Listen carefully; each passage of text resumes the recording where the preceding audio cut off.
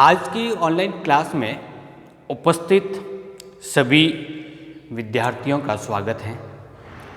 आज हम इस क्लास के माध्यम से पढ़ेंगे क्लास 12th की बायोलॉजी का एक टॉपिक। हमारा आज का टॉपिक है आवर्तबीजी पादपों में जनन। ये टॉपिक सिलेबस के अनुसार पहले लेसन से है।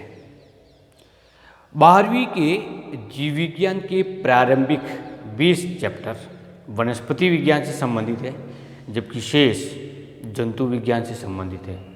आपने अभी तक जंतु विज्ञान से संबंधित विभिन्न प्रकार के टॉपिक्स और लेसन को लगभग कंप्लीट पढ़ लिया है। हम आज से वनस्पति विज्ञान से संबंधित प्रारंभिक लेसन को पढ़ेंगे। टॉपिक का नाम है आवर्तबीजी पादपों में जनन। सबसे पहले हम ये देख लेते हैं कि आवर्तबीजी किसको कहते हैं और जनन क्या होता है। पादप कई प्रकार के होते हैं। निम्न वर्गीय पादप होते हैं और उच्च वर्गीय पादप होते हैं। निम्न वर्गीय पादपों में शैवाल, ब्रायोफाइटा, कवक और टेरिडोफाइटा को रखा गया है, जबकि उच्च वर्गीय पादपों में जिम्नोस्पर्म और एंजियोस्पर्म को रखा गया है।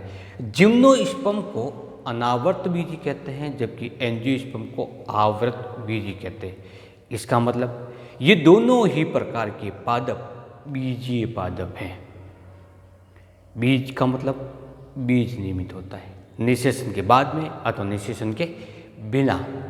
तो जब वे पादप समूह जिनमें बीज का निर्माण होता है, बीज के द्वारा नई संतति का निर्माण होता है, उनको बीजीय पादप कहते हैं। जब बीज ढके हुए नहीं हो, आवरण युक्त नहीं हो, तब उसको नाम देते हैं अनावृत बीजी। अनावृत का मतलब होता है बिना ढके हुए, क्या नहीं पाया जाएगा, बीज चोल नहीं पाया जाता। और जब उन बीजों के चारों तरफ एक निश्चित प्रकार का आवरण पाया जाता है, जिसको बीज चोल कहते हैं, तब उसको नाम देते हैं आवृत बीजीय पादप। हम ये कुछ सिंपल भाषा में कह सकते हैं, ये ढके हुए बीज युक्त होते हैं, जबकि ये बिना ढके हुए या नग्न बीजी पादप समूह कहलाते हैं। उसी बीज के द्वारा जब बीज को हम बोते हैं तो एक पादप से दूसरा पादप विकसित होते हैं। यदि हम गेहूं के कुछ दानों को बिखेर देते हैं तो गेहूं के नए पौधे बनेंगे। सरसों के बिखेरेंगे तो सरसों के नए पौधे बनेंगे। इसका मतलब उन बीजों से क्या निर्मित होता है, नए पादप बनते हैं। अब हुआ क्यों ये, एक सिंपल से प्रकार का एक प्लांट का मैं डायग्राम बनाता हूँ, जिसके अंतर्गत ये जड़ तंत्र है और ये पर्ण है। पर्ण के बाद में यहाँ पर कई प्रकार की शाखाएं विकसित होती है, उसमें पुष्प आते हैं। अब होता क्या है कि जैसे ही हम किसी बीज को जमीन के अंदर बोते हैं और कुछ समय के बाद में इस बीज से एक छोटा सा दो पर्णयुक्त एक पर्णयुक्त पौधा विकसित होता है, उसको नवोद्भिद कहते हैं। अब नवोद्भिद से एक पूर्ण पादप विकसित होता है। कुछ समय के पश्चात इस पादप पर पुष्प विकसित होते हैं। जैसे ही पुष्प विकसित हो जाते हैं, पुष्प के अंदर पंखुड़ियाँ निकलती है, दल निकलता है, बाह्य दल निकले। कुछ समय के बाद में दल बाह्य दल समाप्त हो जाता है, अर्थात पुष्प की संरचना समाप्त हो जाती है और उसके स्थान पर एक फल विकसित होता है। इस फल के अंतर्गत क्या पाए जाते हैं, बीज, और वो बीज वापस उग कर नए पादप को निर्मित करता है।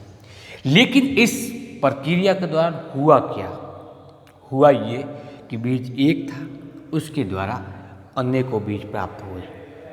दूसरा ये था, बीज को लंबे समय तक हमने रखा, संग्रह करके रखा।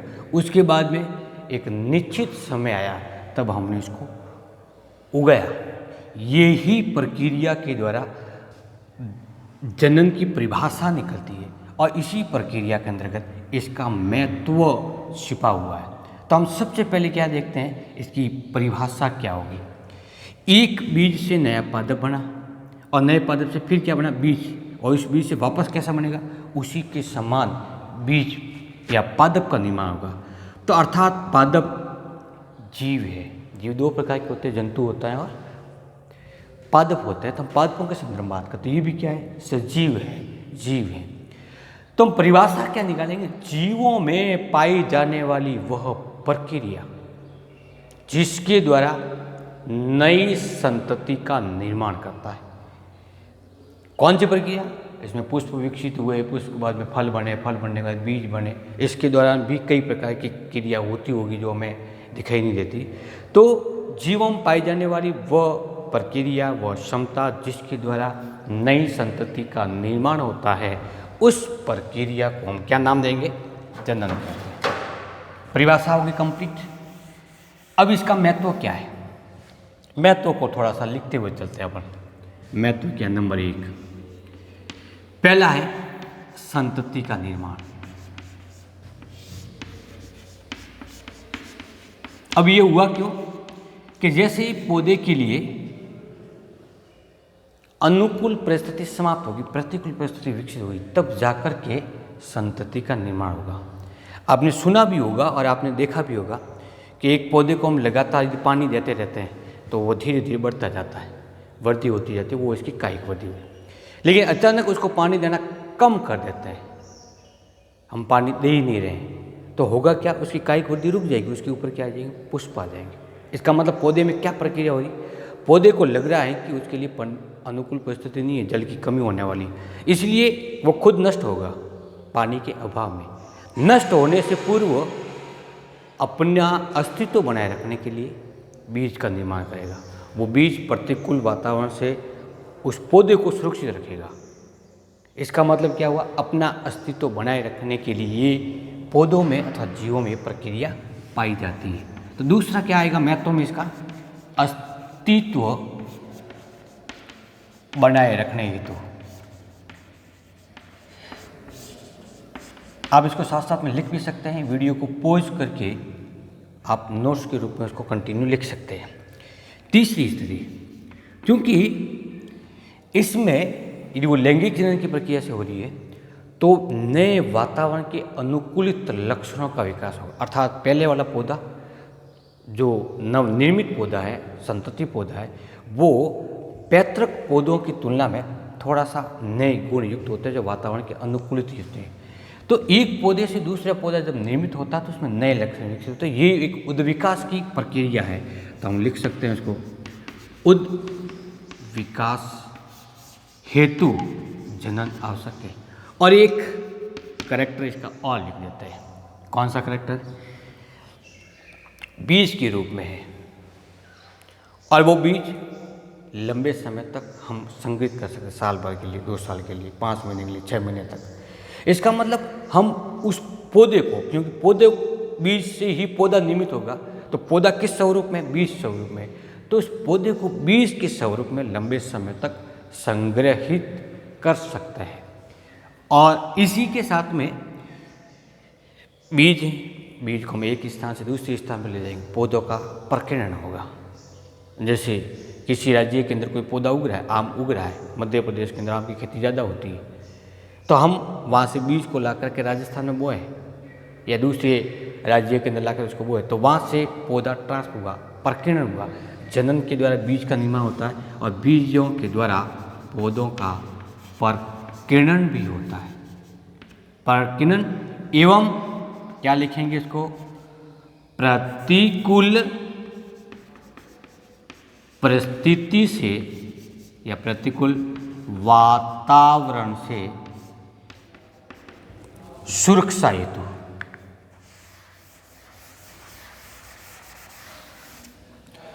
प्रतिकूल वातावरण से सुरक्षा हेतु। जब कभी कोई प्रश्न पूछा जाता है कि जनन का महत्व लिखिए, 2 नंबर का क्वेश्चन है, तो उसके लिए हम क्या लिखेंगे? हम कम से कम 4 पॉइंट लिखेंगे, ताकि यदि उस नंबर का डिवाइडेशन होता है, सब डिवाइडेशन होता है, जैसे 2 नंबर का क्वेश्चन था और वो आगे सब डिवीजन करके लिखा 1/2, 1/2, 1/2, 1/2, इसका मतलब परीक्षक जिसने जो कॉपी जांचेगा, जिसने पेपर बनाया है, वो ये चाहता है कि इस 2 नंबर के प्रश्न में वो कम से कम 4 गुण लिखे, 4 लक्षण लिखे, 4 विशेषता लिखें, 4 अंतर लिखें। तो कितना होगा? उसने सब डिवीजन कर लिया 1/2, 1/2 से। हमें प्रश्न का आंसर भी इसी के अनुसार देना होता है, जिससे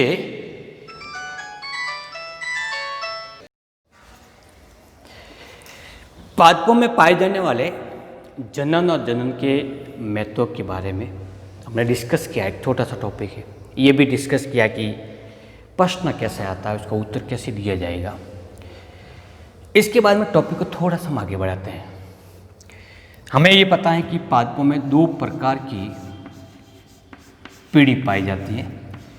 एक पीढ़ी को बीजाणुद्भिद कहते हैं और दूसरी पीढ़ी को नाम देते हैं युग्मोद्भिद। कौन सी हुई? बीजाणुद्भिद हुई और दूसरी हुई युग्मोद्भिद। और युग्मोद्भिद से फिर बीजाणुद्भिद का निर्माण होता है। इसको क्योंकि बीजाणुद्भिद के बाद में युग्मोद्भिद और फिर बीजाणुद्भिद एक का एकांतरण होता है, इसलिए इस प्रोसेस को नाम देते हैं पीढ़ी एकांतरण। एंजियोस्पर्म जो आवर्तबीजी पादप है, उसकी मुख्य पीढ़ी होती है वो है बीजाणुद्भिद अर्थात द्विगुणित। जबकि अल्प समय के लिए एक नई प्रावस्था विकसित होती है, उसको नाम देते हैं युग्मोद्भिद। ये होती है अगुणित। निम्न वर्गीय पादप जैसे ब्रायोफाइटा, शैवाल, कवक और टाइडोफाइटा इत्यादि पादपों में मुख्य पीढ़ी होती है युग्मोद्भिद। टाइडोफाइटा के अंदर बीजाणुद्भिद, ब्रायोफाइटा, शैवाल और कवकों में युग्मोद्भिद। तो अधिकांश जीवन अपना व्यतीत करता है वो युग्मोद्भिद के रूप में करता है, लेकिन कुछ समय के लिए वो बीजाणुद्भिद अवस्था में आता है, लेकिन उसके बाद तुरंत किस में आएगा? युग्मोद्भिद में। आवर्तबीजी पादप जैसे हम देख रहे हैं नीम है, बरगद है, वो जो पादप काय हैं वो कौन से? बीजाणुद्भिद। इसमें जब युग्मकों का निर्माण होगा तो अल्प समय के लिए आती है युग्मोद्भिद, वापस निषेचन की क्रिया के द्वारा किसका निर्माण होगा? बीजाणुद्भिद का। इसका मतलब एंजियोस्पर्म में पाए जाने वाला पीढ़ी एकांतरण होता है वो बीजाणुद्भिद और मुख्य पीढ़ी होती है वो द्विगुणित होती है, इसलिए उसको द्विगुणित प्रकार का पीढ़ी एकांतरण कहते हैं। सामान्य जानकारी के बाद में डिस्कस करते हैं कि पादपों में जनन कितने प्रकार का होता है। जनन 2 प्रकार का है, अलैंगिक जनन और लैंगिक जनन। कितने प्रकार का हो गया? 2।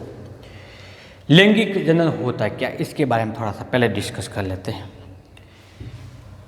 हमारे पास में 2 कोशिका है जो द्विगुणित है।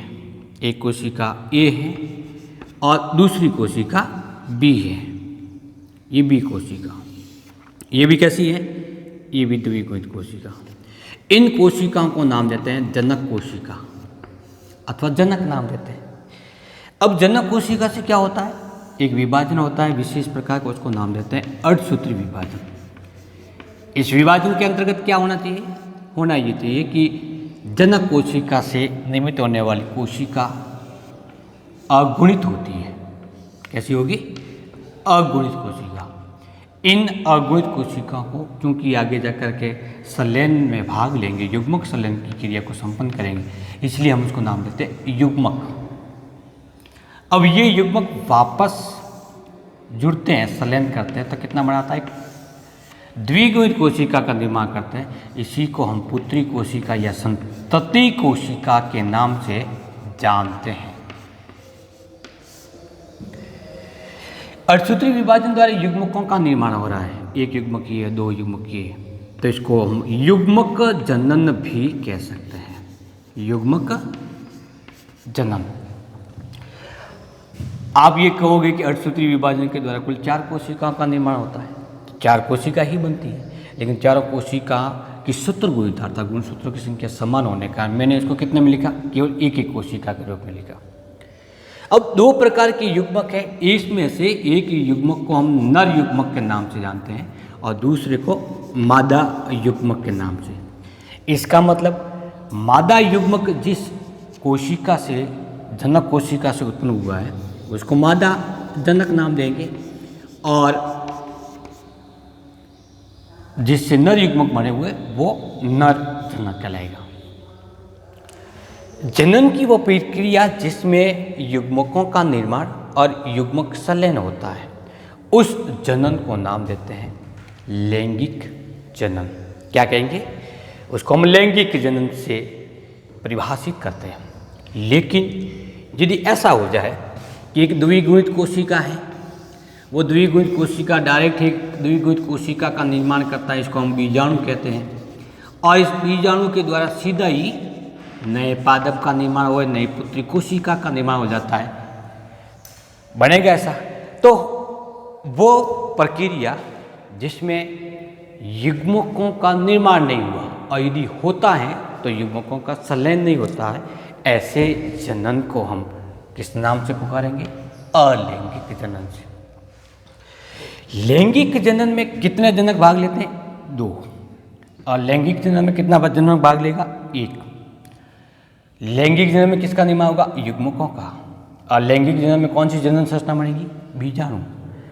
इससे नवनिर्मित पुत्री कोशिका किसमें? लैंगिक जनन में दोनों ही जनकों के लक्षण आ रहा है। एन इससे आ रहा है, एन मादा जनक से आ रहा है। इसका मतलब ये जो द्विगुणित कोशिका है उसमें नर तथा मादा जनकों के लक्षण सम्मिलित है, मानदायी लक्षण युक्त हुई। जबकि अगुणित अलैंगिक जनन में या लैंगिक जनन द्वारा निर्मित होने वाले पुत्री कोशिका में लक्षण जनक कोशिकाओं के समान ही होते हैं, क्योंकि इसमें अर्धसूत्री विभाजन और संलयन की प्रक्रिया नहीं होती। इसलिए हम कह सकते हैं कि अलैंगिक जनन के दौरान निर्मित होने वाला पादप या पुत्री कोशिका जनक कोशिका के समान होती है।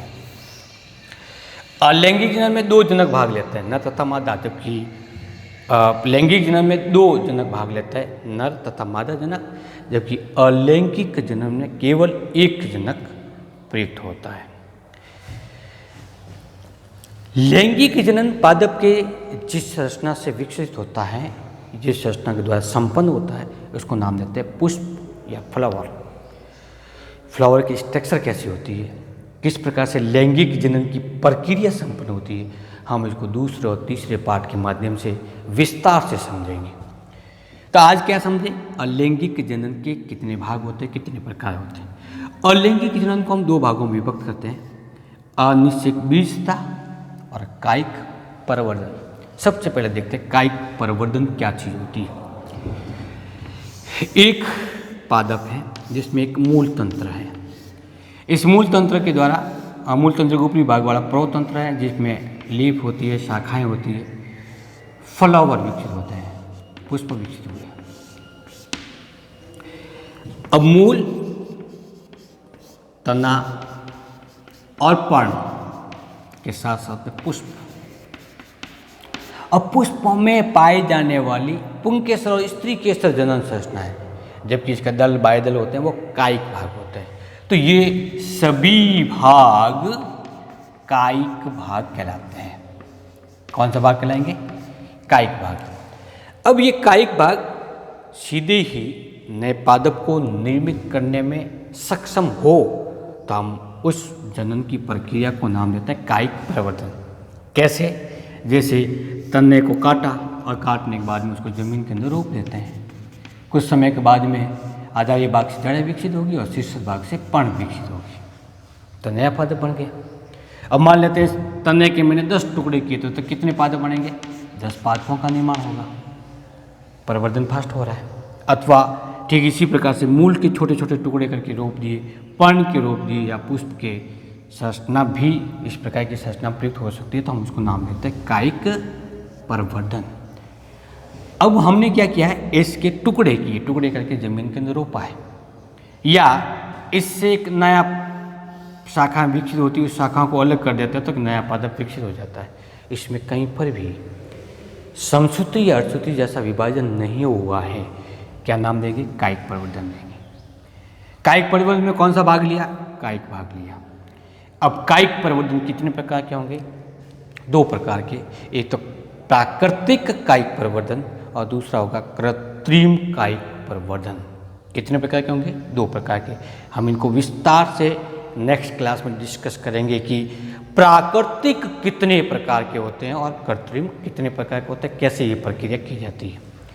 दूसरी आती है अनिश्चित बीजता, जो कि अलैंगिक जनन का ही भाग होता है।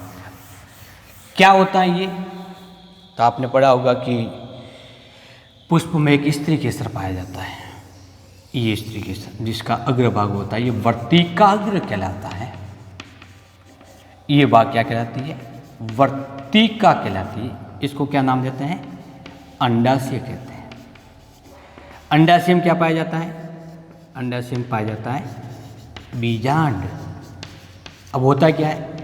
जैसे निषेचन की प्रक्रिया संपन्न हुई अर्थात लैंगिक जनन हुआ, तो लैंगिक जनन के बाद में अर्थात निषेचन के बाद में वर्तिका के समाप्त हो जाता है, वर्तिका समाप्त हो जाती है, अंडाशय फल में परिवर्तित हो जाता है और बीजांड बीज में परिवर्तित हो जाता है।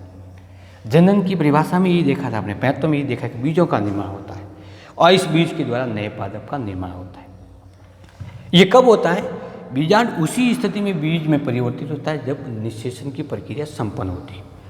अब यदि प्राकृतिक कारकों के कारण या कृत्रिम कारकों की उपस्थिति में ये बीजांड बिना निषेचन के बीज में परिवर्तित हो जाता है, बिना निषेचन के बीज में परिवर्तित हो जाता है, तो इस प्रकार की क्रिया को क्या नाम देंगे? अनिषेक बीजता। बीज तो बन रहा है लेकिन निषेचन की प्रक्रिया संपन्न नहीं हुई और वो बीज फिर नए पादप को निर्मित करने में सक्षम होते हैं, तो उसको नाम देते हैं अनिषेक बीजता। क्योंकि इस प्रोसेस में सलैन की क्रिया नहीं हुई, फ्यूजन नहीं हुआ, फर्टिलाइजेशन नहीं हुआ, इसलिए हमको किसके संदर्भ में रखेंगे? अलैंगिक जनन के अंतर्गत इसको रखा जाता है। तो इस प्रकार से आज के इस छोटे से टॉपिक में हमने डिस्कस किया है आवर्तबीजी पादपों में पाए जाने वाले जनन का सामान्य परिचय। नेक्स्ट क्लास में हम विस्तार से डिस्कस करेंगे कि कायिक परिवर्तन क्या होता है, इससे संबंधित किस प्रकार से प्रश्न कंपटीशन एग्जाम्स के अंतर्गत पूछे जाते हैं और उसका आंसर कैसे देना होता है। थैंक यू, नमस्कार।